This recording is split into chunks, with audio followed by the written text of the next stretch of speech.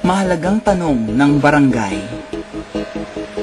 Ano ba ang katangian ng leader ang iyong iboboto? Paano mo nga bang malalaman na ang isang kandidato ay tapat, mapagkakatiwalaan, at maglilingkod ng totoo sa kanyang nasasakupan? Una, tingnan natin kung siya ay may sariling kakayahang maglingkod, hindi dahil sa nakasandal ito sa isang malakas na tao. Pag-aralan natin ang mga gawin nito, maging ng kanyang pamilya, asawa at mga anak.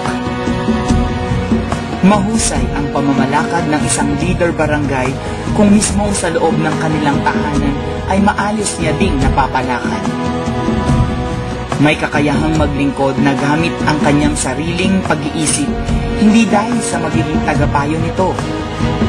Tapat ang isang leader kung ito ay hindi mamimili ng boto at magiging patas sa paglaban.